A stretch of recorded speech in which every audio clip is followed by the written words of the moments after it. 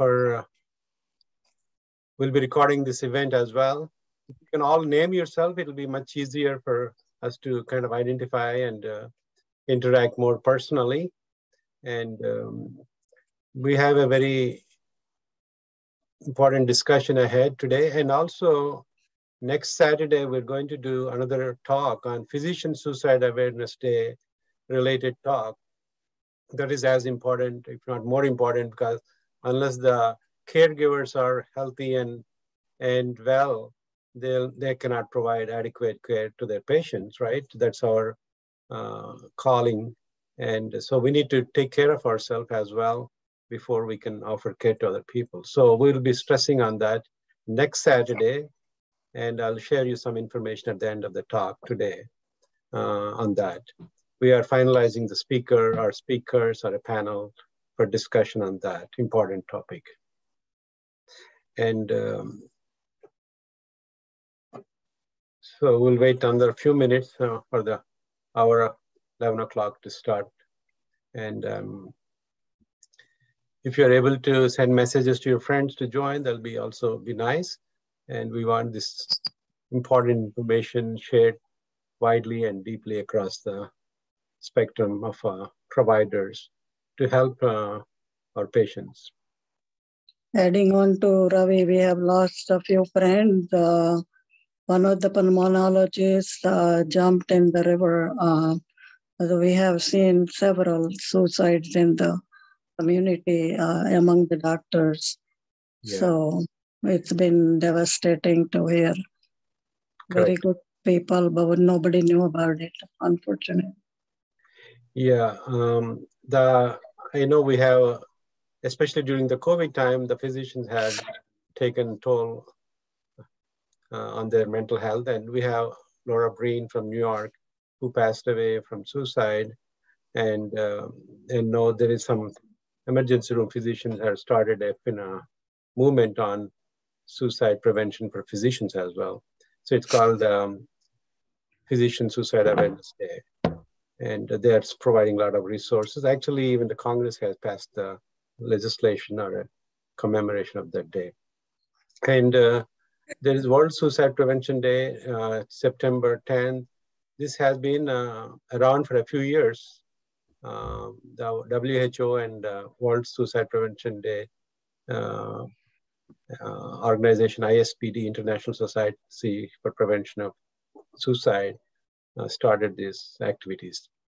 So let me get started myself. I'll initiate the talk and discussion with a little bit of a background on suicide.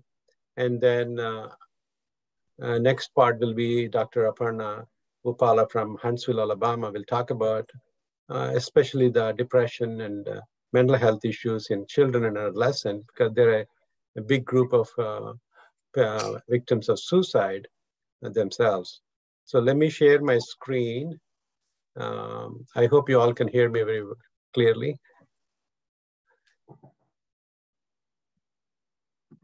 All right, here is my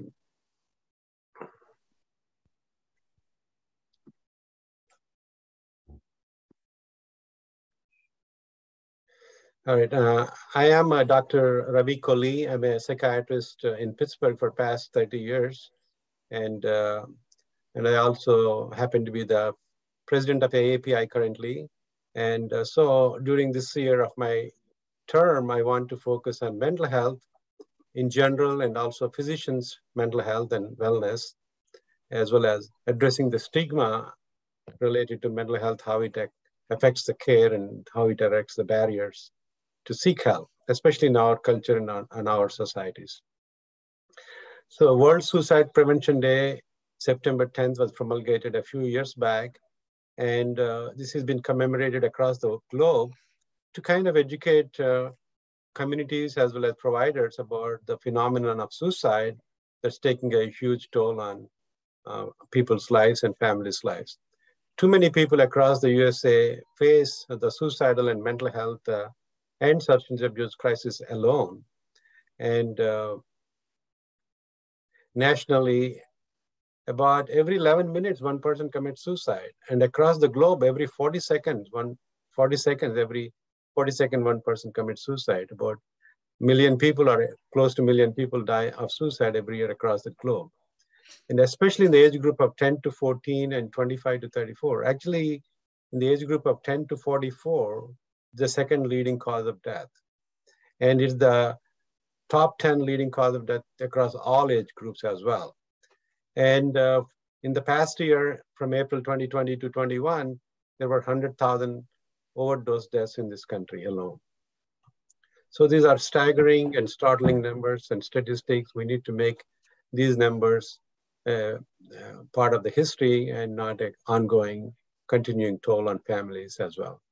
So there is some changes in recent times on how to address crisis calls, and federal legislation has mandated 988 mental health and suicide crisis number from July 16th. There was some background history behind it. In 2018, a National Suicide and Hotline Improvement Act was directed the FCC to study this issue. And August 19th, FCC reported to Congress recommending 988. And December 2019, FCC initiated the rulemaking for this 988 launch. And finally, July 2020, the rules were ordered and rules and orders for designating 988. And the launch happened in July 2022 recently. So what is the advantage of that? Now you can call 988 instead of the longer number, and it is staffed 24/7, and there's a triage and de-escalation process, as well as referral and even in-person interventions and active mobile crisis response when appropriate. And that leads to short-term goals of strengthened and expanded lifeline infrastructure to respond to crisis calls, text as well as chat messages. The long-term vision is to provide more opportunities for crisis service as well as continuing services. So this happened on July 16th. What does it actually mean? Now we have somebody who's in a crisis can call, and there is somebody to respond 24/7 and offer support and treatment immediately if needed. This is a three-legged stool that can save lives. It has proven to work. Lifeline studies have shown that after speaking with a trained crisis counselor, most callers are significantly more likely to feel less depressed, less suicidal, less overwhelmed, and more hopeful. So it's a short-term immediate intervention that can lead to long-term engagement and offering support and community engagement as well. So let's look at some facts about suicide. About 44,000 people die of suicide every year in this country alone. And that is about 123 people dying of suicide every day in this country. 1.3 million people attempt suicide each year. And suicide is the 10th leading cause of death for all age groups. And again the second leading cause for younger age groups. And someone dies of suicide at every 11 minutes, like I mentioned earlier. Men die of suicide 3.5 to 4 times more often than females. 10 million people think about suicide each year, and 1.2 million plan a method. And suicide risk is greater for survivors. For example, there's a 4-fold increase in the children when a parent dies of suicide. Risk is highest for the middle-aged adults who are in their productive years. And our approach, sometimes, even as mental health professionals and even as medical providers, we have our own reaction and response to these crises. And we have to examine those responses ourselves so we don't under-respond to a crisis situation by minimizing the situation or by withdrawing from the situation or showing apathy and saying they're just doing it for attention. That can happen. And also we can over-respond to a crisis situation, taking an adversarial approach, taking a controlling approach, or acting out in anger or fear, which can lead to missing suicidal ideation and even triggering suicidal behaviors and client disengagement. So we need to be careful about our own reaction when somebody mentions suicide or talks about suicide in our day-to-day or professional interaction. These are some warning signs that we all know of, especially as psychiatrists and mental health and medical providers. And these include behavioral changes like talking about suicide, making a suicide plan, self-harm behaviors, prior attempt, finalizing affairs like making a will, unexplained crying, uncharacteristic behaviors, sense of hopelessness, feeling trapped, withdrawing from family and friends, and seizing activities that used to be important, giving away valued possessions, increased alcohol and drug use, and impaired judgment and behaviors. So these are warning signs you can observe or notice in your patients or family members or loved ones, or even in the community members. So we can kind of engage with them.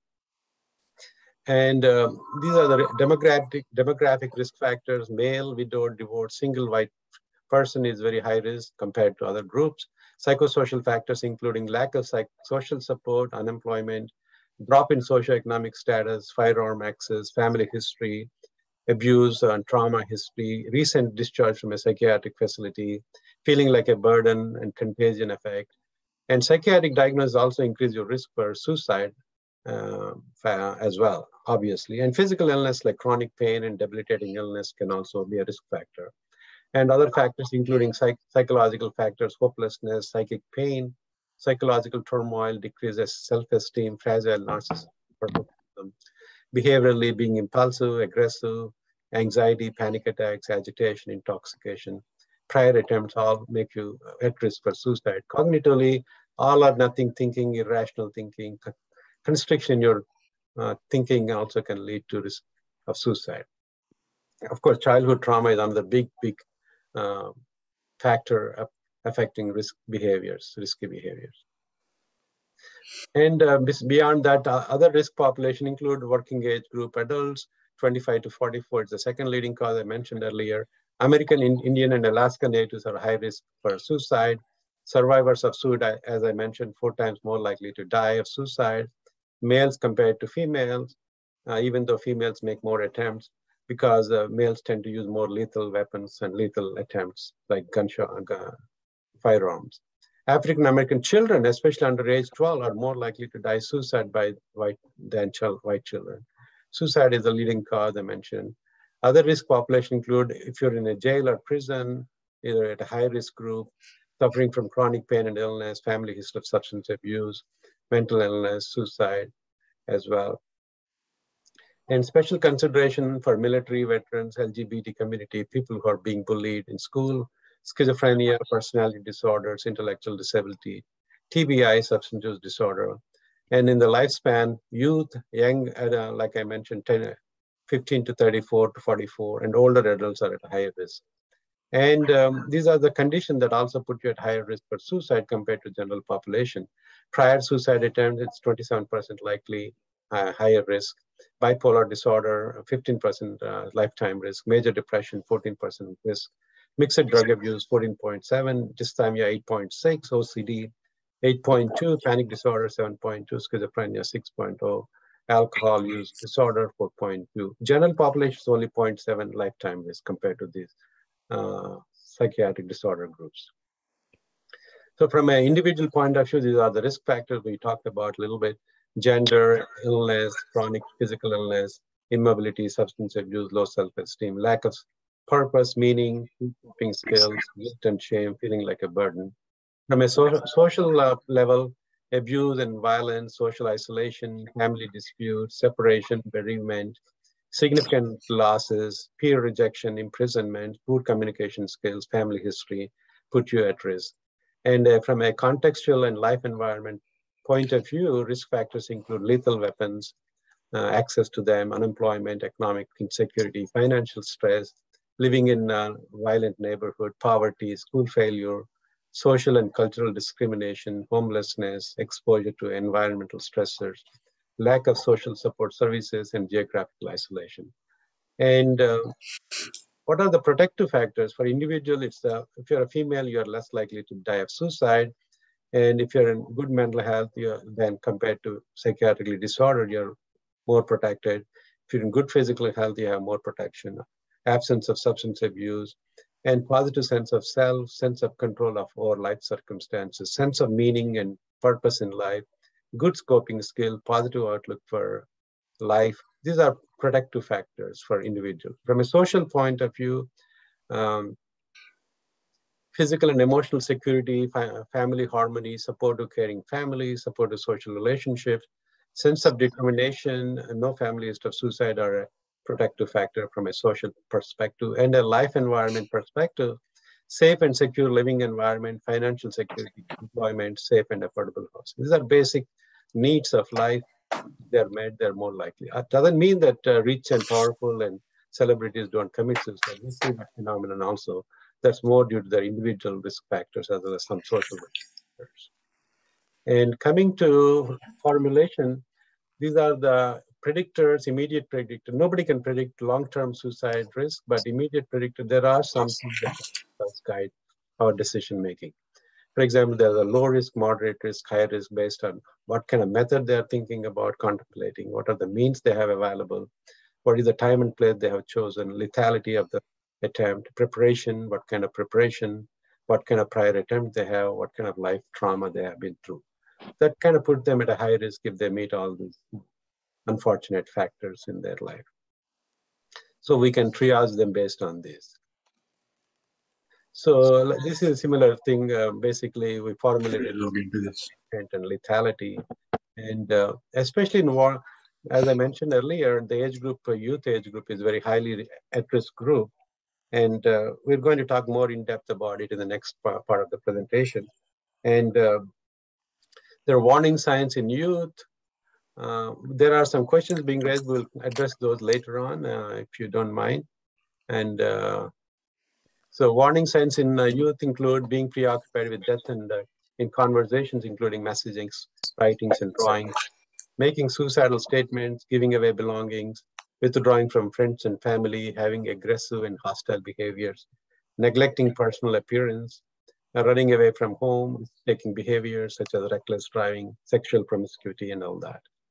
And there are some internal factors also that are at high risk, including drug and alcohol abuse problem, stress caused by physical changes related to puberty and chronic illness and sexually transmitted diseases, and also withdrawing from others and keeping to themselves is a kind of internal risk factor. Homosexuality, bisexuality, sexual orientation, confusion can also sometimes put them at risk because of their transitioning into a life stage where their identity is being formed.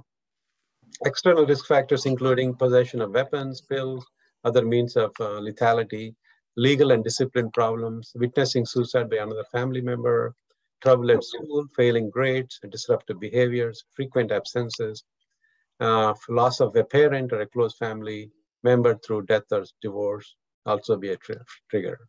So these are some of the risk factors, protective factors, warning signs, staggering numbers of suicide that we are experiencing across the globe. And it's our calling to address these issues. Once we find a at-risk person, we have to risk the risks and benefits of treatment consideration. Not every suicidal patient requires hospitalizations because hospitalization doesn't always solve all the problems for long term. And you utilize some rating scales like Columbia Suicide Screening and Rating Scale is a good decision-making scale. The risk categorization can also help us determine hospitalization. Safety plans, follow-up is important. Follow-up is very important if they're not hospitalized. Not every patient needs hospitalizations or requires involuntary commitment. So we also, to address the stigma, we need to work with our terminology. Term that promote stigma, including committed suicide. Usually commit means like you're committing a sin or committing a crime. So suicide is neither a sin nor a crime. It's a phenomenon that triggered by multiple factors of personal, social, and other factors. Failed suicide attempt is another term that doesn't make sense. Parasuicide, suicide victim, suicide gesture, manipulative act, suicide threat, suicidal, successful suicide. These are all the terms that we should avoid and instead prefer died by suicide, suicidal, self-directed violence, interrupted suicide attempt, aborted suicide attempt, non-suicidal self-directed violence. These are the terms that are more neutral and less stigmatizing. So in our culture, in our language, in our media, in our interactions, we need to avoid stigmatizing words and vocabulary and promote people's ability to seek help and readily and immediately when they're in need. And this is a phenomenon that we need to work on as well. And as far as next Saturday at noon p.m., we again have a CME talk, this time on physician suicide awareness. And we have speakers lined up, and a panel might be available for discussion as well. We are still in the process of finalizing it. And also to commemorate and to support suicide prevention, API Women's Committee has started a fundraiser. Please donate liberally and generously for this cause, which affects all of us and every one of us in one way or other, either personally or familially or socially or professionally. So thank you for your time, and I'll next stop sharing, and let me see if anybody has any questions here at this point before we go to next talk. All right. It was excellent, Dr. Ravi. Very, very nice. Very informative. Right. I did speak fast. And no, you did wonderful. Sorry about that. Yeah, we're at 18-minute mark. So I will let Dr. Aparna Gopal, our featured speaker, to take over from this point to give a good kind of a understanding about how to deal with children and adolescents, because they suffer depression quite a bit, and they hurt themselves quite a bit. So we need to address that. And also, I talked to a lot of parents, especially parents of students who are going to college. They're very concerned, especially in our culture. We like to kind of manage their lives continuously to their into their 40s. So they ask for a lot of advice and a lot of guidance. So making them understand also will help long-term and widely as well. So we'll address some of the questions later. If we have, yeah, we'll take the questions and we'll address these questions at the end of the discussion. I'm copying the question. Thank you. And Aparna, please go ahead and introduce. Let me, why don't you introduce yourself? I mean, I kind of have your CV somewhere else, so that way you do a better job than I can. And then Malti Mehta is our moderator. She will be also moderating the session at the end, asking questions and posing the questions and bringing questions and bringing discussion to the forefront. And thank you. And go ahead, Aparna. Thank you, Dr. Ravi Kolli and Dr. Malti Mehta and Vijaya at the API office. Yes, we have to go by fast. For those of you think we are going fast, it's just a topic I can go for a whole day, actually. When Dr. Ravi Kolli asked me to do that, and I usually have a 90-minute presentation for our pediatricians and family practice doctors in North Alabama, as part of the SPEAK program. It's a suicide prevention program sponsored by Huntsville Hospital Foundation. So I have the privilege of being the medical director. And we have this program where we are trying to prevent suicide in the 3 school systems in the area by reaching out to the community. So we partner with Crisis Services of North Alabama and have educators going on into the schools to do in-service for the teachers 1 hour a year for all the 3 school systems, including the private schools.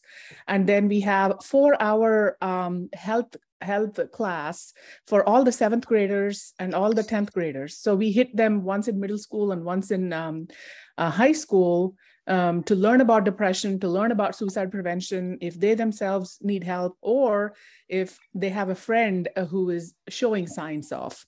And we also do the CME program once a year for pediatricians, family practice doctors. We also have a big school counselors conference every January. And we usually do it for all the counties, not just Madison County, which is North Alabama, but we also do that. And we try to do other community projects and screenings. But if anybody is interested in doing this in their community, we have done this over the course of many years, and it has been welcomed by the community. Even the mayor's office has recognized it, acknowledged it, and has set aside funds for this project. There is a increased budget in all the state and federal for child mental health at this time. It was there even before, and post-COVID, it's even worse. As Dr. Kolli mentioned before, college freshmen, the data right now is 1 in 3 college freshmen either have depression or anxiety, clinical depression or clinical anxiety post-COVID. And these are teenagers, teenagers just out of high school. And the suicide prevention line has been really helpful, having the 988 short number. The data that I've seen more recently is that there's been a 45% increase in reaching out to the crisis call line or the text line. They have the crisis text line as well, since the 988 has happened. So I'm a child and adolescent psychiatrist practicing in Huntsville, Alabama for the past 21 years. Graduated from Guntur Medical College in Andhra Pradesh. And I think I have a few of my family members and in API, as well as my college classmates who are into mental health and who are doing a whole lot of things in the community. So if you want to reach out to me personally, that's my email address, avupal@bsol.com. If you want to do something similar in the community, because we have done that, it's easier to like have that kind of thing. I'm also a faculty, clinical faculty for UAB medical students and residents and osteopathic schools in Alabama, both the Dothan and Auburn campus. Dr. Coley has mentioned the suicide statistics. I'm going to briefly go over the child statistics. So in 2011, let me go this one. Okay. So let me do this. Okay. So in 2011, for the first time in 20 years, more teens died from suicide than homicide. So the first cause of death has always been motor vehicle accidents. And the second cause of death has been homicides. But then it reversed, so the third cause of death was suicide. It sometimes comes as a surprise even for healthcare professionals, but it's always been there. But then it came to second, once in 2011, and then 2018, suicide became the second leading cause of death for 10 to 24 years old, the age group. And then even in 2020, suicide still remains the second cause of death in 10 to 14-year-old. So the sad part of it is it's preventable, especially in children. 9 out of 10 children will say something or the other to a friend or a school person or a family member or someone. And they're so resilient. Kids are so resilient. They bounce back, they get better. And it's so preventable. So that is what is painful to see, the suicide rate still up there. So what is pediatric depression? You have to have, this is similar to adult depression, but then they can have irritable mood. They don't have to be feeling sad and crying and all that. They could have irritable mood. That is the change in children and adolescents. That's one of the criteria. So you have 5 symptoms for more than 2 weeks. And I'm not going to go over the list. Most of you know most of these criteria. That is one thing that you need to take into consideration, that the irritable mood can be the criteria, not sad mood. And failure to gain normally is another thing. It's not about weight loss or weight gain, comfort eating versus restricted eating, but failure to gain normally is included in the child criteria. When you think about what is depression, what is childhood depression, what is not, because many parents will say, oh, every child or every teenage says these things, so is it not normal? Well, when they're feeling hopeless, there's chronic irritability, there's isolation, there's pervasive sadness more than a few hours a day. That's not normal. Yes, breakups happen with teens or their friends or social issues or family kind of issues, or, they have different stressors, but when they don't bounce back after stressful situations, you have to do the depression screening. No pleasure from the usual sports or other activities that they're doing. There's guilt, there's taking responsibility for things that earned their fall. That's not normal. And the criteria of clinical depression is that they should not be having these symptoms because of another medical condition.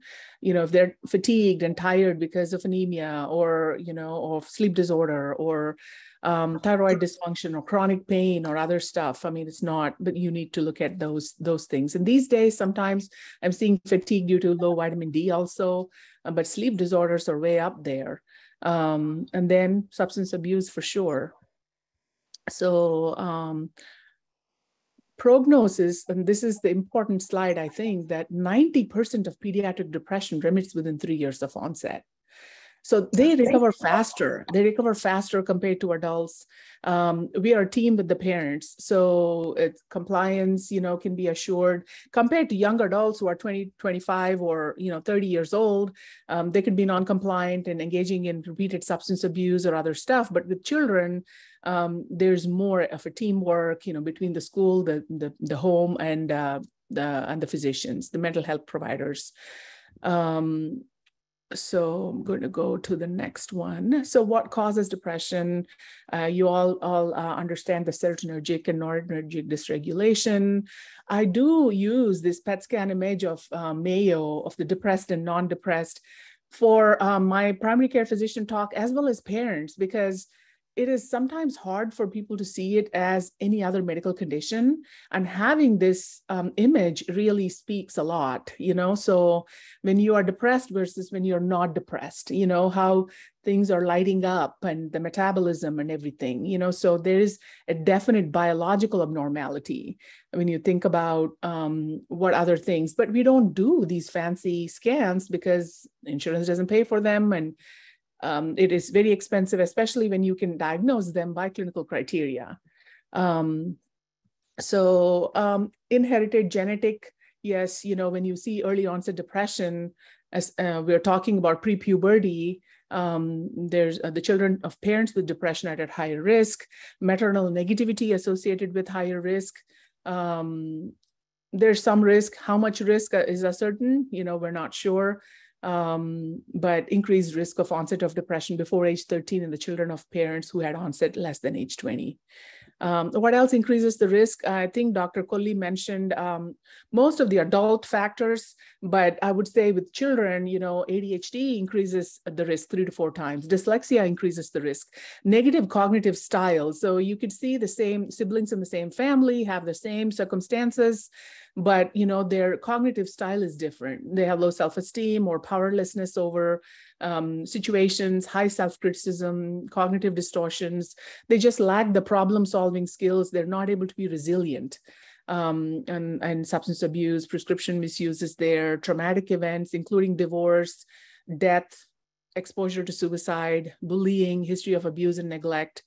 And we should not forget the high achievers. We always focus on the kids who are dyslexic or struggling in school, but we forget that these high achievers who are like making all A's and doing, all these activities and doing wonderful, they're very self-critical, hard on themselves, and they're very prone to depression and risk of suicide. And bullying, suicide, gun violence. I usually have like 4 or 5 slides on this, but I'm merging it into one. But so 15 to 20% of students are being bullied with some frequency, and majority of them do not tell an adult.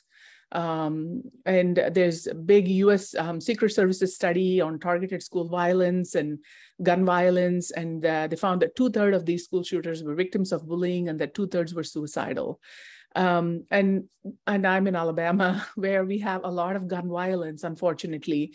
So I think in Alabama, we surpass the US rate of gun violence, either by homicide or suicide. So 2/3 of gun deaths are suicides, and the others are homicides. So 1,700 children and teens die by gun homicide every year, whether it is intentional or accidental.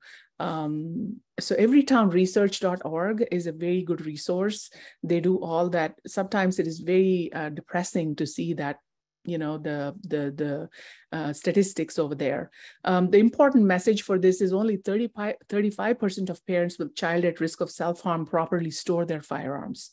So it is up to us physicians to talk about being smart and safety, safety precautions for any child, for that matter. So you have your guns, but you need to store them safely so that children do not have access to it. In the beginning of my training, I had a child, 10-year-old, who was suicidal and started him on depression. And then I was casually asking him in follow-up about his birthday and the gift he had for his birthday, and he got a gun. He got a gun for his birthday. So it doesn't. It is such a cultural thing that sometimes, you know, we don't think about it, but we need to make sure, you know, the access to guns for kids who are depressed, kids who are impulsive as an ADHD, they're high risk. So what are the consequences of untreated depression? The risk of suicide is the biggest risk factor. Again, most likely tripled again with the pandemic. You know, they increased by 565 for 10 to 14-year-olds from 2007 to 2017. This is CDC data. And increased aggression, yes, reduced school attendance and performance, reduced social function, early pregnancy, increased physical illness and complaints and missing schools. So the screening sources, the APA guidelines, they revised the guidelines, and you can access the guidelines from this slide at the pediatrics AAPpublications.org. So they're now telling everyone to screen all youth 12 years and older at their annual physicals, so that we identify it early and prevent suicide. So the DSM-5 instruments and PHQ-9. It's available for free at the APA website, www.psychiatry.org. So you can assess that. You can use it as a screening thing in the waiting room. There's a lot of information at the NIMH website as well. ParentsMedGuide.org has info on medications for ADHD and depression. The guidelines and statement from the American Academy of Pediatrics, you can get it from the publications. Those are really nice guidelines, you know, so I'm not going to go over everything, but, you know, screening instrument PHQ-9 is what I would recommend for primary care. So when you look at the kid in your office, you know, they could be tearful or flat, or you can have constricted, irritable, or sad affect. There's reduced eye contact, could be grooming and hygiene change, noticeable, psychomotor slowing. You know, if they were talkative in the past, maybe they're not going to be as interactive. There's very indecisive, I don't know, I guess, kind of answers, self-critical talk, putting their self down. Parents always ask them, can we test him? You know, so we have to say there's no reliable lab or radiology tests at this point. So parent reports are as important as the child reports. They're the most reliable informants as far as behavioral changes and stressors or functional impairment. But the child is the best person to tell us about how they're feeling and about their suicide. Sometimes it's the first time that the parents are aware that that they're having suicidal thoughts and self-harm behavior. Like I said, 50% of parents unaware, maybe it's even more than that. So in the mental status examination, you look at their attitude, ability to establish rapport, the mood, assess the mood, the thought process, any psychosis, their insight into it, and any nonverbal communication. So when are we worried about this kid, you know, who's presenting with depression? If there's a previous suicide attempt, that's a big, big flag. Hopelessness for the present and the future. You know, they're like, you know, are you excited about high school? They're like, they're hopeless about, or hopeless about college or the next year or whatever holds for them. And their substance abuse, well, you combine depression and substance abuse, that's impaired judgment to the highest level. There's no interest or pleasure in any activities that used to, you know, they used to enjoy them. And they have that don't care attitude and no confidence. When they have no friends that they're confiding in about their depression, about their stressors, it is always a big red flag. And previous and current self-harm, exposure to self-harm by peers, and access to lethal weapons. I mean, that's underlying lethal weapons access. You know, that's the most scary thing.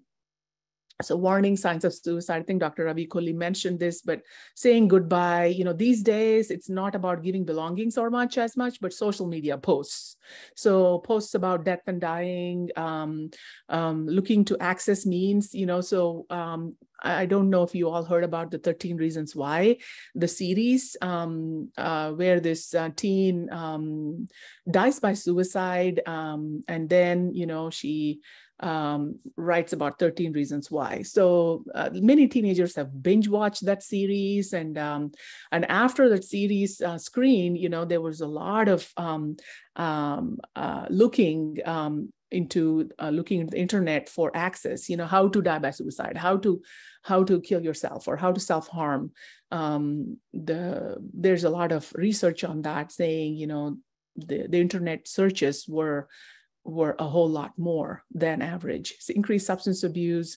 They feel trapped, nothing to look forward to. They feel like they're a burden. My family is better off without me, that kind of feeling. And they have a plan and intent, have thought about it, and then they have come close to doing it. Maybe they have held a bottle of pills in their hand from the medicine cabinet. Maybe they have held a gun in their hands or a knife or something. So it's talking about assessing the intent and plan. And the advice to parents that we should give is what to say, what not to say. It's asking directly and matter-of-factly about suicide. Have you thought about dying? Have you had thoughts of death and dying? Wish you were not alive, wish you were dead and not wake up. Have you thought about doing this or doing that? Do not underestimate the threat of suicide or invalidate their feelings. And it's important not to be judgmental. Don't argue or debate if suicide is right or wrong. That's not the time. Don't say that their pain or stressor is not a serious enough reason, because for them it is. A loss of a pet could be the end of the world for them. For another person, it's not a big deal. So it's always relative. And don't lecture them on the value of life. And do not be sworn to secrecy, because you have to take action to have them be safe and healthy. So, and safety precautions. So assessing first, is it passive versus, active, intent, plan, supervision at all times. And as a physician, you have to make sure you document that we discuss safety precautions, we discuss supervision.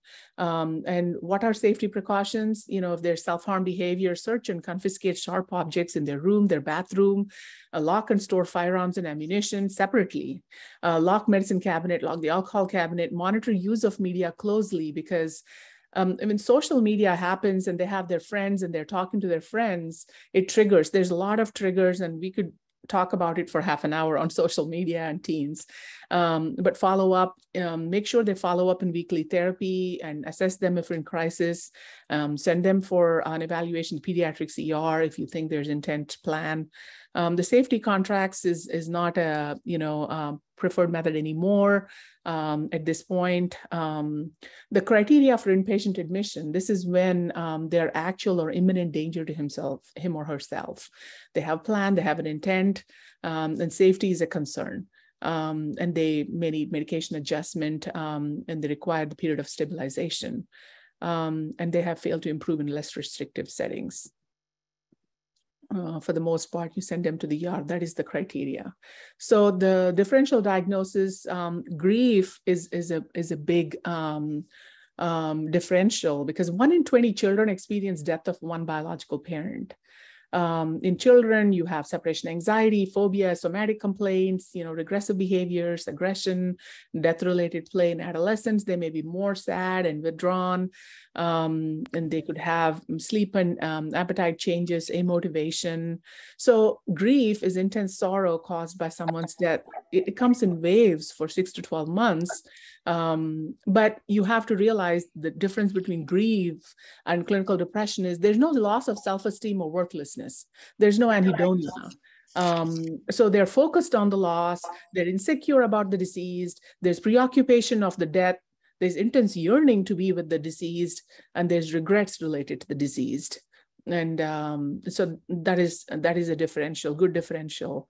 And the most helpful thing is grief support for these children.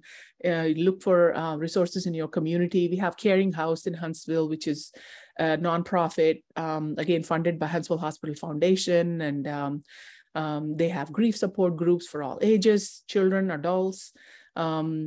So that is very helpful. Other differential, psychotic depression, they're delusional hallucinations during the severe episodes, but otherwise, they're depressed all the time, and the severity increases and they have the psychosis. Seasonal affective disorder, similar to atypical depression, but seasonal pattern, premenstrual dysphoric disorder in menstruating teens, and then bipolar disorder. Bipolar depression, you have the manic or hypomanic episodes. Sometimes in preteens, we may just see the bipolar depression without having the manic or hypomanic. They have not yet manifested, but you see psychotic symptoms. They can be a strong family history of bipolar disorder. So you have to, be cautious about that.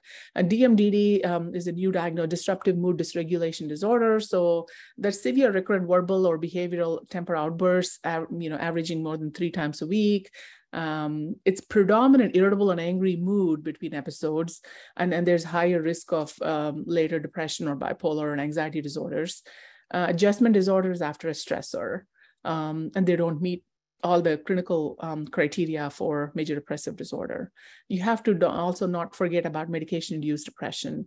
When a child is on ADHD medications, on stimulants, you have to treat the comorbid anxiety or depression first. Otherwise, you could be worsening their anxiety or depression with a stimulant medication.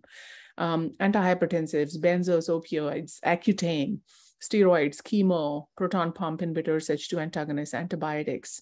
So these are the list. I think Dr. Coley mentioned the protective factors.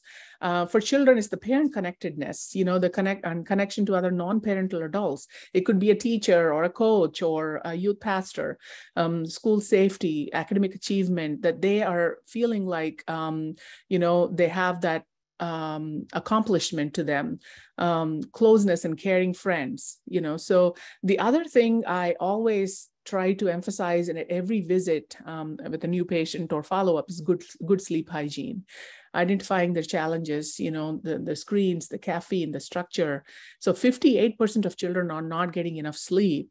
And they're greater risk of mental health. So 75% have impulse control issues, 97% have risk of depression. So the screen time is something that needs to be discussed, and the lifestyle in general. So have a good balance. When you look at screens, we talk about passive consumption, which is just watching YouTube videos or TV or whatnot. Interactive consumption is video games. They're interacting with peers via video games. There's communicative consumption where social media, video chats and everything. And then there's content creation of digital art or music. So you have to look at what they're doing. Is it passive consumption? Is it communication? Is it content creation? They need to have a balance. Parents need to talk about the digital footprint, digital citizenship curriculum, online safety. Family media use plan at the American Academy of Pediatrics website is a really good resource. And you can put in your child's activities and everything, and look at the screen-free times. And you have seen increased obesity, sleep disturbance, and cognitive language and social and emotional delays because of increased screen use. So American Academy of Pediatrics and other organizations have always talked about having restricted screen time. But in this day and age, especially during COVID and after, it's becoming harder because of virtual classrooms and virtual courses and all of that. But it's about having a good balance. Substance abuse is next, and this is some of the things that are used for vaping and juuling. And you can see some of them look like USB sticks and other things. Just wanted to, picture says 1,000 words. So these are the things that our middle schoolers and high schoolers are using. And it's such potent, the vaping is so potent, and they don't understand the long-term consequences for it. It's so addictive. And then you have the THC, marijuana, weed. So the one thing that parents don't understand is the marijuana that they used as teenagers is not the same as what is available right now. So in the 1980s, it was 2% THC. 1990s, it went to 4%. But then from 1995 to 2015, it's 17 to 28% THC. And then the edibles have 95% right now. So 95% THC content compared to like 2% in the 1980s. And what that means, what that translates into is we are seeing psychosis from use of THC. We are seeing schizophrenia after long-term use of THC in young adults. And that is not how it was, you know, in the past. So talking about it and understanding, making them understand, educating them about the vaping and marijuana use, cannabis use is important. So in looking at what to do, okay, they're clinically depressed and whatnot, you know, you have to address safety and security. If there's ongoing trauma, try to like help them, you know, with that. You know, if there's bullying, if there's rejection by peers, look at what is it that can be done. If there's stress in the home, how can it be reduced? You know, how are things with stress at school? Can they receive help with special education interventions or a 504 plan? Do we recommend homebound schooling, address parental depression? In my child and adolescent psychiatry fellowship, one saying that my program director, Dr. Derdane, said to me was, Aparna, you cannot give blood when you're bleeding. And that is such a profound statement for both parents as well as health professionals. So we have to look at the parents, you know, address the parental depression, and we have to look at ourselves too about self-care, because remember, we cannot give blood when we are bleeding. So then let's look at sense of agency. So I tell the teenagers, it is not your fault you're depressed, but it is your responsibility to help get better. If changes fail, that is also not your fault, but we will have to like see what changes are we need to make, and we have to work together, sometimes working with the parents, working with the teachers or other so the importance of therapy and psychotherapy, especially cognitive behavioral therapy, we have to emphasize that. And it is worth the effort. You know, it is like swimming upstream. It is hard, you know, it's easy popping a pill, but cognitive behavioral therapy, it increases awareness of thoughts, emotions, behaviors, and helps them change their thinking patterns for the rest of their lives. So there's lots of forms of psychotherapy. We have the interpersonal parent-child interaction therapy. We have DBT for teens with repeated teens or adults with suicidal ideation and self-harm to regulate their emotions better. There's the ACT, the acceptance and commitment therapy. Other than the CBT is the mainstay and most evidence-based. And then we have these for when it's required, the family therapy, the group therapy, social skills group therapy for social delays. The medication principles, again, you know, do no harm, right? And weigh the benefits and the risks, you know, minimize the number and dosage of medications, avoid polypharmacy. Sometimes I see the mid-level practitioners in primary care doing a lot of polypharmacy and using medications that I wouldn't use as a child psychiatrist. So, and again, have them educating the parent about that it takes a few weeks before you can see improvement. It's not going to be overnight. Compliance is important. And emphasize the role of therapy or any modifications at school or home that will decrease the stress for the child. First line is always the SSRIs, you know, a minimum 4-week trial. You can have mania, hypomania if there's strong bipolar family history or any signs of bipolar disorder, activation, impulsivity. A sexual dysfunction is not that much of a concern in child treatment, but possible increase in suicidal ideation. Again, we have to take it with a grain of salt on the risk of suicide, and I'll talk about it in just a minute. But serotonin withdrawal, you have to make sure, you know, you're tapering them off, and you all know how they work, you know, the serotonin reuptake inhibitors. So sometimes this helps, this picture helps parents understand that it's not that they don't have it, it is just that they're not getting the right signals. And this is the FDA approvals. So you can see that Prozac is the only one for the youngest age group, the 8 and 7 and up, for major depressive disorder and OCD, and then Lexapro is the one. But most of us child psychiatrists use Zoloft, sertraline, because it is used for 6 years old and up. It does not have sedation. It does not have weight gain. Sometimes Prozac is activating, and they can feel energized. And if they have ADHD, they're even more hyper. Lexapro can have some tiredness or sedation, can have some weight gain. But for a lot of reasons, Zoloft, they didn't pursue the indication for clinical depression. The pharmaceutical company, it's now generic. All of them are now generic. So this is the indications and the ages for, and I talked to the parents about how it is safe, long-term use, and why even pregnant women have been taking the SSRIs with no significant issues in the newborn, except for when you're breastfeeding. So follow up on discontinuation. So you look at, the stomach upset and headaches and any other agitation, recommend a face-to-face, email or phone visit 1 or 2 weeks after initiating, that is the FDA recommendation. But make sure they're weekly seen by the therapist if they're not coming back to you soon. And evaluate need for medication change or change of dose in 4 weeks' time. Follow up, it is always a good idea to rate their mood. And then you talk about maintenance treatment and tapering and discontinuation. A risk of not medicating, again, antidepressants are not a suicide risk factor, but the black box warning in 2004 by the FDA actually did more harm than good.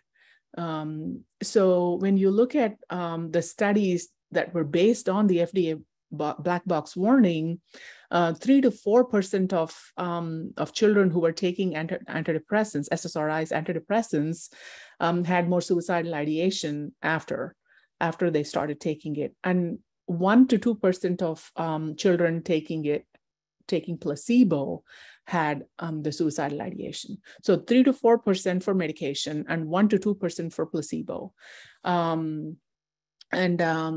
You have to take it with a grain of salt because, were they suicidal before? Do we give enough time? Because I think they did 2 weeks after versus 4 to 6 weeks after. So if they were suicidal before, they would be suicidal until therapeutic effect. Were they compliant? Was there substance abuse? A lot of variables in there. So with the black box warning, it just made primary care physicians just be nervous about prescribing, and then there's a decrease in prescriptions, and the suicide rate went up, after this. And then it's slowly going down, but then the stress of other things, including the pandemic, has not helped. So what is the we talked about the Zoloft, and this is the Prozac, has a long half-life, more forgiving of missed doses. So it's also good for PMDD. So it has the best safety and effectiveness evidence for depression in children.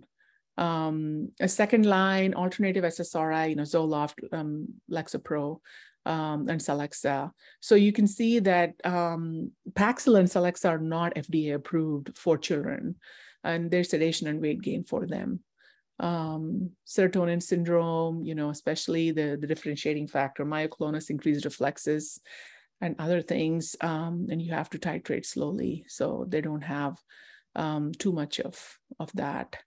When to refer to a psychiatrist, child psychiatrist, if there's severe recurrent depression, self-harm, recurrent suicidal ideation, treatment-resistant depression, failed 2 trials of an SSRI, depression with psychosis, bipolar depression, comorbid OCD, comorbid autism spectrum, comorbid ADHD sometimes, eating disorders, ongoing substance abuse.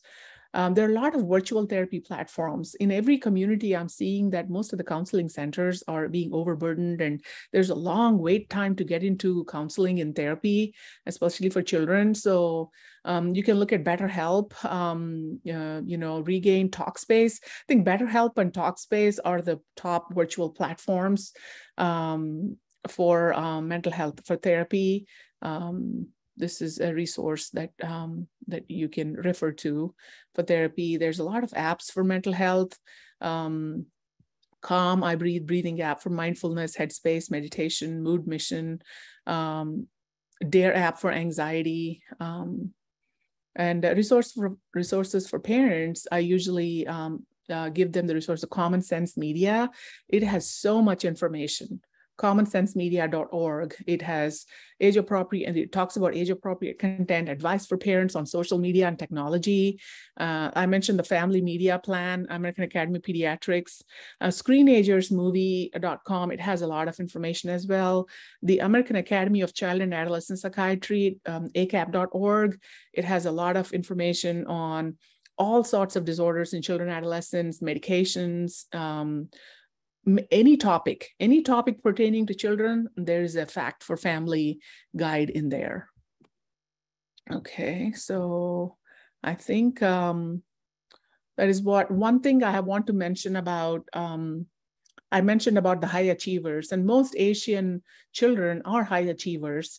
There's a lot of pressure they put on themselves. There's a lot of stress compared to their Caucasian peers because of the expectations, the parental expectations, or somewhat. So in one sense, I mean, you want them to be challenged, but then it's important for them to experience failure so that they can be resilient while they're still home, and you can support them while they're home.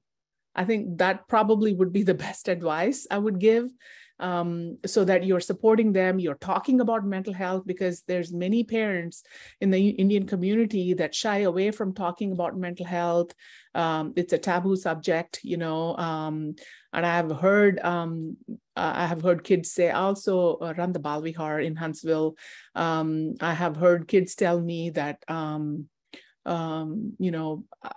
when I say I'm depressed, my parent is like, you can't be depressed, it's kind of like there's no way to talk to them as much, so I think from their perspective, they cannot see any reason for the child to be depressed. They're feeding them, they're clothing them. I mean, they're doing good in school and whatnot. They don't understand the social stress. They don't understand other factors involved.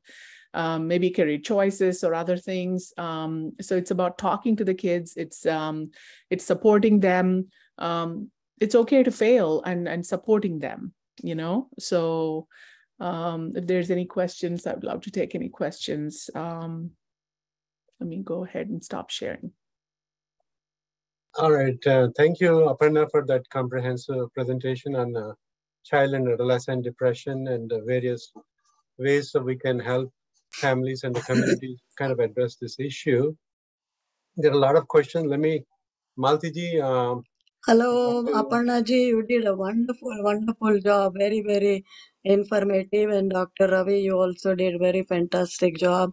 It's such an important topic to discuss in the community, and we are involved with the community so much, and basically getting the right history for the patient. And I'm not a child psychiatrist, but I've seen lots of children, and getting to even pregnancy, like it come from Lord Krishna. You know how the pregnancy even affects the babies in the womb.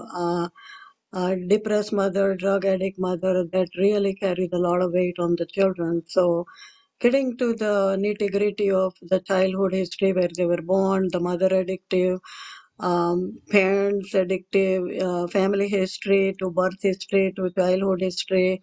So coordinating with everyone is very, very important, including the parents and teachers and even relatives. And we are involved with foster parents, we are involved with adoptive parents, we are involved with group home parents. So there are so many people are involved with the children, taking care of the children, the group homes. It's very, very important. Suicide is really, really a big issue, and it has increased many, many, many folds in last 2 years, the 100,000 to million, like Dr. Ravi said. It's a big dilemma and a big help, and we've tried to help community people. So basically, removing the obstacles, removing the knives, removing razor blades, removing the medicine, monitoring the medicine by parents or older person. These are the very, very critical issues that we definitely have to monitor in the children, raising awareness, raising how they raise the child. You know, parenting is very, very important, but no parents are perfect, obviously, but we try to do our job the best we can. But keeping good communication with the children, keeping eyes on them, even like you said, bathing to brushing the teeth, taking care of their room is cluttered, messy. So doing even chores or keeping the room clean, how energetic they are, how they're doing their work, the sleep pattern is all very, very important. Depression doesn't come typically in a children like So, woohooing and Maltiji, shall we get yeah. to some questions also? Sure, sure. Anybody have any question? I was hearing We have a about. lot of questions on the chat box. Let me start with how do Okay. you I ensure think one question firearms? was about, one question was about religion and stuff. I would say that there's been studies in children who had religion in their life. I would say it's more of spirituality, looking at a higher power that has helped them more than hinder them.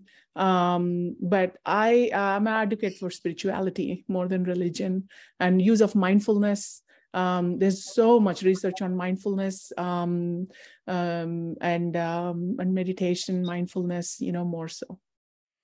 Yeah, I'm also an advocate for spirituality as opposed to religiosity. And sometimes religiosity might be a beginning process that might hopefully transcend into spirituality in the long term.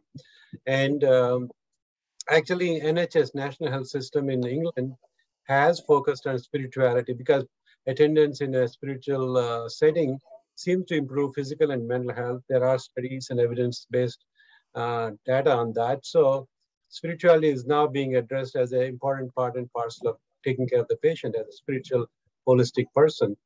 And in the past, especially in psychiatry, there was a little bit of a distancing from religion because of Freudian influence, that religion is considered as some kind of a like a opium of masses, or more of a like a defense mechanism than a coping mechanism. So, but I think the table has turned a little bit. Spirituality is acknowledged as another valuable resource for people to feel connected, and being connected to something bigger than you and beyond you is what kind of gives us meaning and purpose. So that's an important question. And there was a question about firearm safety, especially from veterans. How do we address that? I think so. This organization, Be Smart for Kids. I have the presentation. It's the gun violence movement, anti-gun violence. What is it called? Moms Demand Action. So they have this presentation, Be Smart presentation, and they don't talk about anything if you just ask them to just have this presentation, and they have their posters, they have their presentation about safety. So you can, if there's any event in your community, you can just look at your Moms Demand Action chapter and tell them, can we have your Be Smart presentation? All right. Another thing that was raised was a couple of questions about PET scan in clinical practice, Dr. Sharma. We don't see any value for PET scan in clinical practice. One thing, it doesn't get paid. Second thing, it doesn't really add. It's more of a population data than individual data that gives you PET scan as a diagnostic factor. I think clinical interview, clinical evaluation, and family history are more easy kind of way to address these issues. So PET scans are not, it's maybe a research phenomena rather than a clinical experience. And then there is another question about 988. Somebody said whether we can take calls from India for suicide prevention. I think there's a little bit of a stretch because of the time zone differences, language differences, medical legal liabilities. So you need, see, when you take a 988 call, it's not just one-on-one that you're doing. It's more, you're connecting them with the resources. Yes. Connecting them with the system in place. So I don't think taking phone calls from here to pay population in India is going to happen now. Yes. So the way that 988 operates is, we have Crisis Services of North Alabama here. So when you call the 988 in this community in North Alabama, it goes to them. Correct. And if they are the crisis call, the crisis people at the crisis services, if they are all busy with the calls, then it rolls over to another nearer crisis services center so that they can understand the resources, local resources, and give them, okay, you need to go to the ER right now, or I'm going to send the police to you, or, you need to, call the poison control, or they'll patch you through. So it's more of getting the help they need. Right. There was a question, I think, Dr. Mukesh, he joined Loudoun County VA Medical Reserve Health Department to encourage public to attend mental health first aid for children and adults. I'm hoping everywhere it is done all over the country. I think psychological first aid training is as important as CPR training. I think we need to implement that across the board, including schools.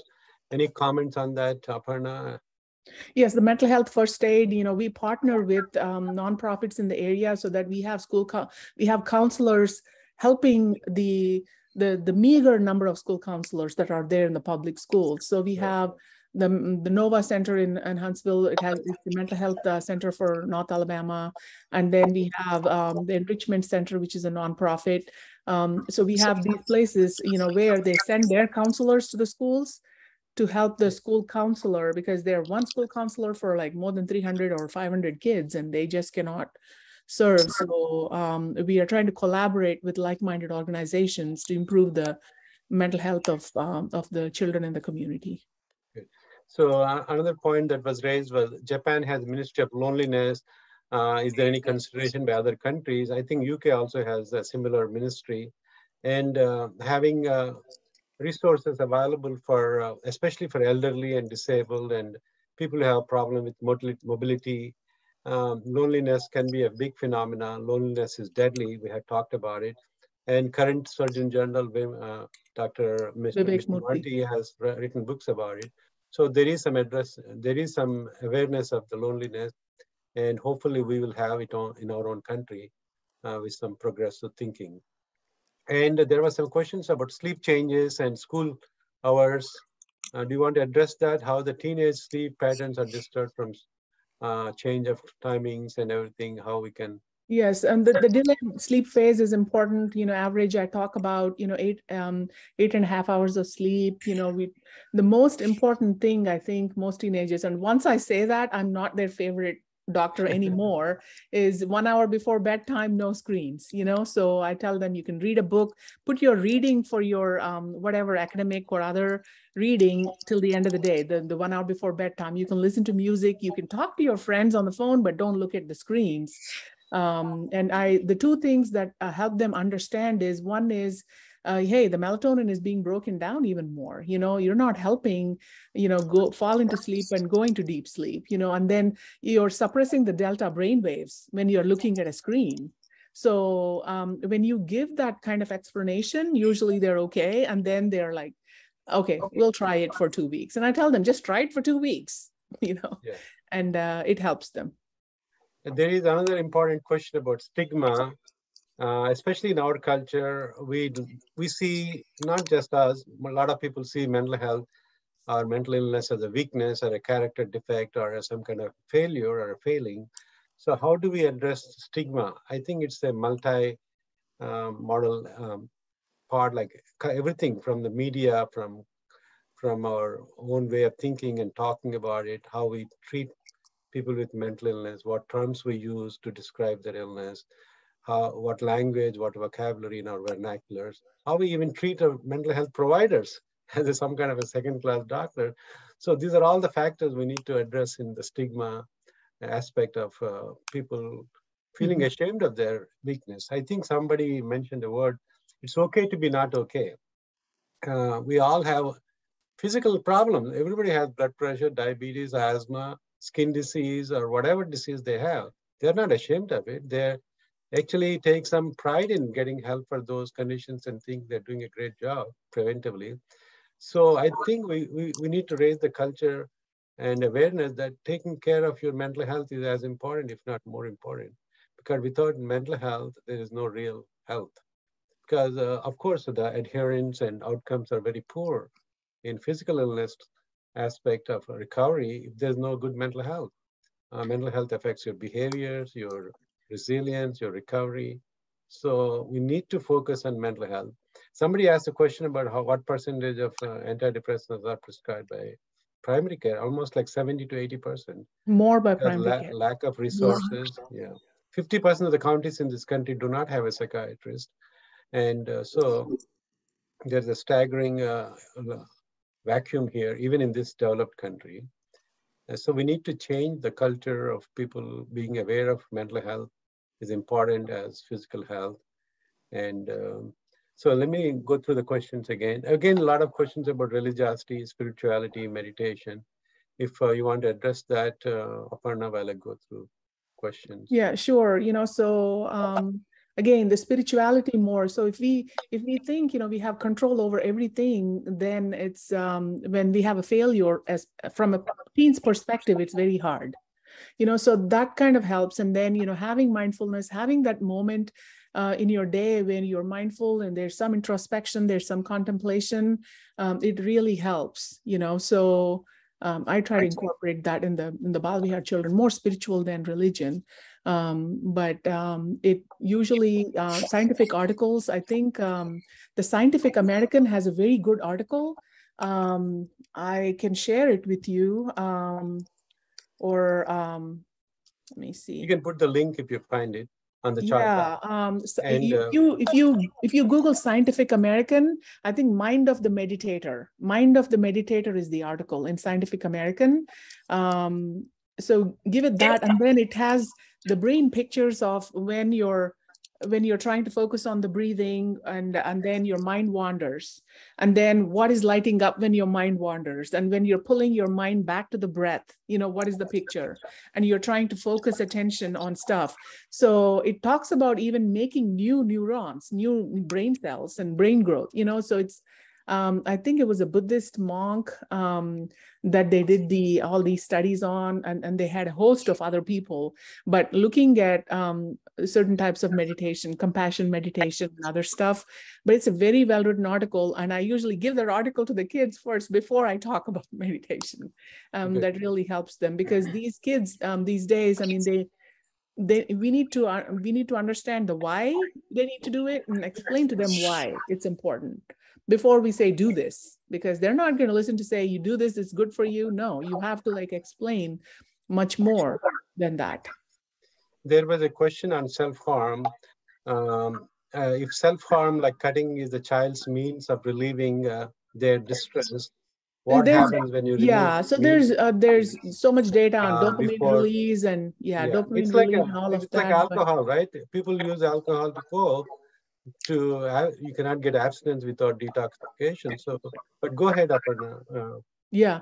So self-harm, it's an unhealthy coping skill, or even if it's threat of suicide, and sometimes, the parent is like, I think they're doing it for attention, or I don't think she will kill herself, but it's an unhealthy coping, when they are making a statement like that, or when they're self-harming, it's unhealthy. So you have to address it, and talk about healthy means, and have them talk about in therapy. And parents have more control than they think they have, so they can do a whole lot more, and make the child participate in therapy, taking their medication, even if initially they're resistant, they will come back because it will help them.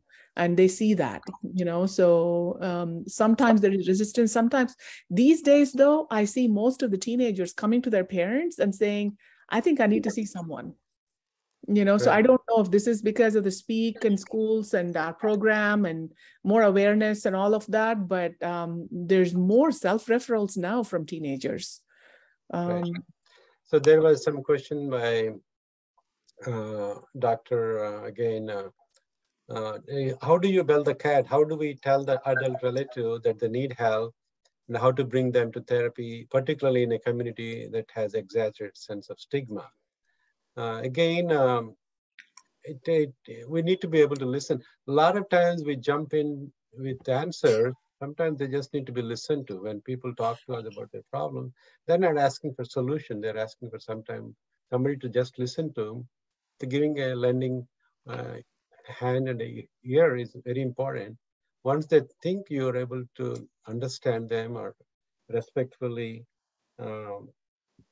I think they're more likely to seek help. And there is a question about Dr. Parepalli was asking spirituality versus religiosity. And before you answer, I would like to give my spin on that. Religiosity is like a fish in a fish bowl. You're happy in your fish bowl. And spirituality is like a fish in an ocean. You experience the entire universe there. So that's my definition, but go ahead if you want to say anything about it, Aparna. So more than anything, you know, like mindfulness is one thing I talk about in my practice and with the Indian community. Practicing compassion, and then gratitude. You know, so there's so many studies on that. You know, start your day with feeling grateful for 5 things. You know, and then looking at compassion. Looking at others. You know, who are less fortunate and having compassion for them, praying for them in that sense, you know, being mindful of everything. And it's not about just setting aside a time for meditation or mindfulness for 10 minutes a day. It's about being mindful all day, more than just setting aside for anything. That is really, really helpful. Yeah, and in this connection, we also do, every Sunday, we are doing heartfulness meditation for our group. And heartfulness is another similar technique, or it kind of having a kind of compassion, self-compassion and compassion for others. And it has the same benefits as well. Mindfulness is very popular, but there is another experience called heartfulness meditation. Mm-hmm. And a lot of our friends and physicians are practicing it and benefiting. We do have every Sunday that group meeting, and we're going to kind of increase that kind of announcing that meeting through our media also. And next question is about physician suicide. We'll talk about more next week on physician wellness. We have another topic to next Saturday. It's a CME topic as well. So we'll work on your questions for that topic. Next thing, DBT for suicide intervention. You want to comment anything about dialectic behavioral therapy? So for teenagers, you know, the most effective is the DBT certified therapist. You know, there are some therapists that are not certified that do DBT, but if they have a lot of experience, that's okay. But the certification really helps. And the most effective means is if the child has weekly therapy themselves, DBT, as well as group therapy, and then the parents also have a group, attend their parent group. That is the most effective DBT component, you know, the DBT therapy, how it's effective. And it will help them not get hospitalized again and more dysfunction and distress. Yeah, and Dr. Uday Tata mentioned about having a pet is very therapeutic, and that has been a recognized phenomena. You want to make any comment about it? And on what? Having a dog or a cat as a pet. Yes. The emotional support animal. I have so many requests for ESAs, you know, emotional support animal, dogs more so than cats. I've had other guinea pigs and other stuff, but I favor dogs. And it's just an unconditional kind of there. And you feel like there are some kids who say, you know, I wouldn't want to leave my pet, so I wouldn't want to, like, you know, die by suicide or think about suicide. Especially through COVID, it's been hard that, you know, and again, social media is supposed to connect more people together and whatnot, but kids are more isolated. You know, since when you think about the data from when the first iPhone came and all of that, you know, actually the isolation has been worse for the children, you know. So having a pet is a good thing if they can manage it, and if the family is conducive to it. It's a good thing. Other questions that are streaming through. Again, ketamine, anything you want to talk about ketamine? I know child and adolescent, it's not indicated. It's not indicated. Transmagnetic stimulation, it's not indicated. You know, so Spravato, you know, they're not indicated. So, you know, that's why I didn't talk about any of them. But one thing that I do use is the pharmacogenomic testing through GeneSight. I have found it useful to look at what medication is better for a certain person's metabolism. Right. Yeah, especially when you're using so many different medication in combination, having that pharmacogenetic drug interaction kind of idea, kind of guidance is very important. And let's see. Some people so if there's a call, yeah. Some people are advocating for the value of PET scan for diagnosis of mental health or depression. What's your take on it? I know you mentioned that insurance doesn't pay for it. Yeah, so it just helps the understanding more so. I don't know, like maybe down the road there'll be a future where we have these fancy scans and then say, oh, this is the kind of depression that it will respond to this kind of meditation, or this type of depression, this type of bipolar depression, and then you do the genomic sequencing, or and then try to find the right medication maybe before I retire. That's, I guess, too hopeful, but insurance industry is something that it's they have such a There was some article I read some time back about even these PET scans able to predict what medication will help better, but those are more speculative, not replicated data. So we need more evidence, and it's not a part and parcel of regular psychiatry. Maybe by the time my daughter, who's in psychiatry residency, completes her training and starts her practice, she can use all these advanced, personalized, genomic-based, scan-based treatments. But beyond that, it's not just biological. There's a lot of psychological, psychosocial, spiritual aspect of mental health that we also need to focus on while we're advancing the science and evidence of psychiatric illness. There's a big phenomenon called positive psychology or positive psychiatry, which is kind of improving your coping skills before you get sick. How do you prevent sicknesses, mental health related? Actually, you're talking about gratitude. I wrote an article for our journal on gratitude, which is going to be published soon. And you talked about compassion. I think there's a mindfulness comes with self-compassion, non-judgmental acceptance of who you are, what you are, and non-critical thinking about self. And so these are a lot of phenomena. We'll talk more about it on an ongoing basis in the future talks. As a physician, Dr. Kohli, I took the course, the MBSR course, a mindfulness-based stress reduction course. John Kabat-Zinn's, we have an instructor in Huntsville. So that was one thing that I think I really benefited from, and I think every physician can benefit from. Mindfulness-based stress reduction. So he's Harvard-based, and then there's so much on that, MBSR, they call it. Right. And even physician burnout, they talk about it a lot, Mm-hmm. And there is some question about how divorce affects teens' mental health. You want to say anything about it, Aparna? Sorry, I was looking at divorce. Yes. I think 50% of I would say my patient population are coming from torn families.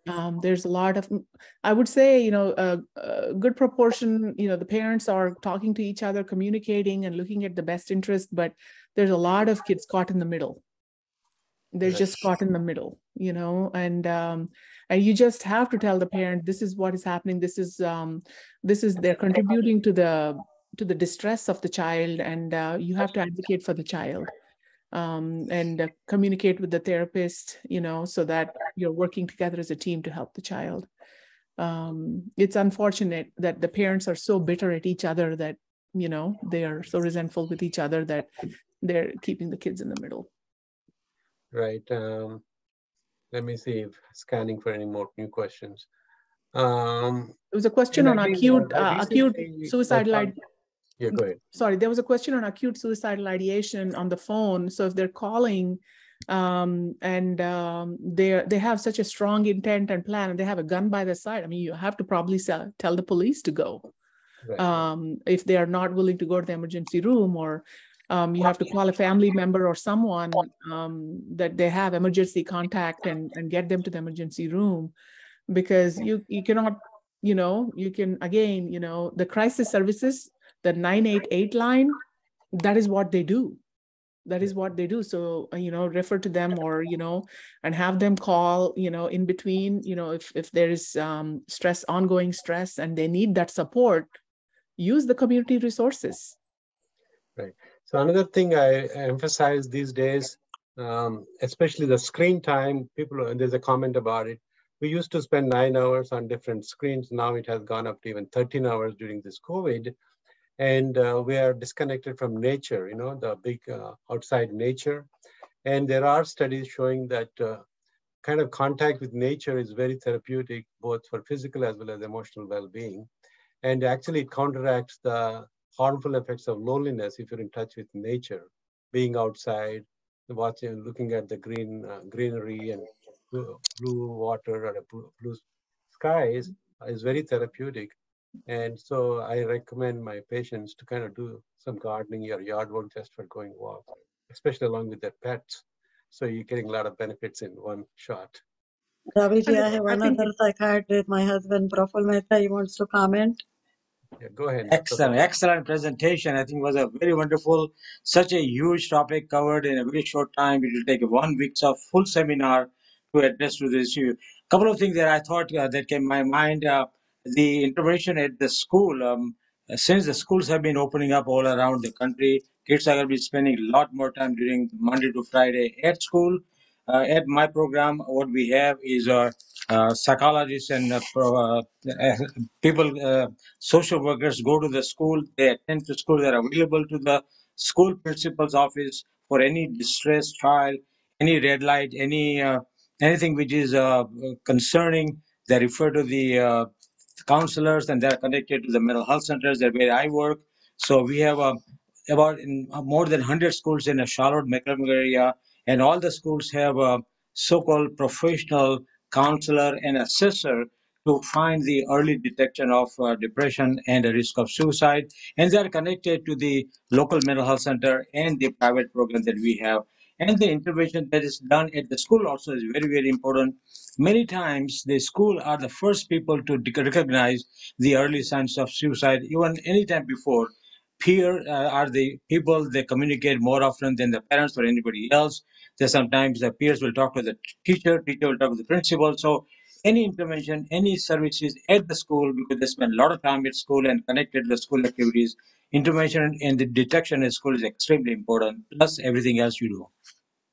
Thank you. Thank you. Let me share the screen now.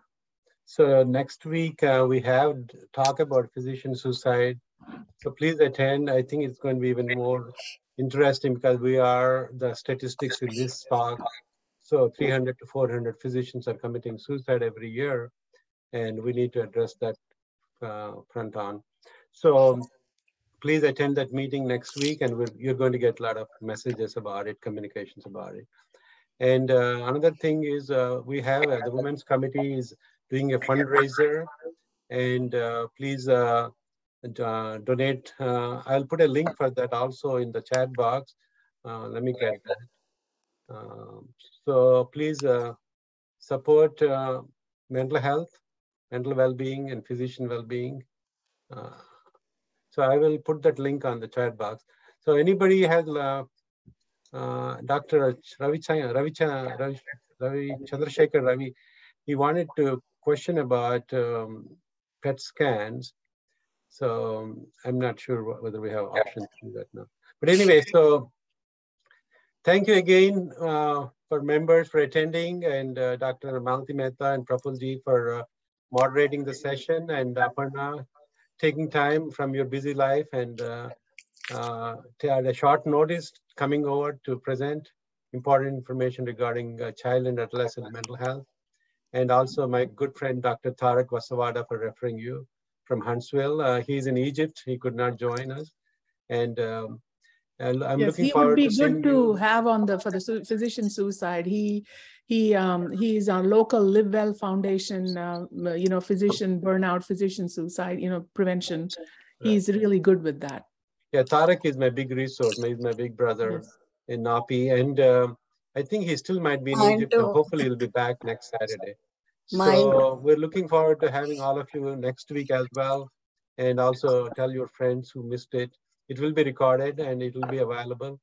And Dr. Brahma Sharma, my good friend, mentioned the name of the Buddhist monk, Matthew Reichard. Mm-hmm. Yeah, he's a very, Dr. Brahma I know few monks.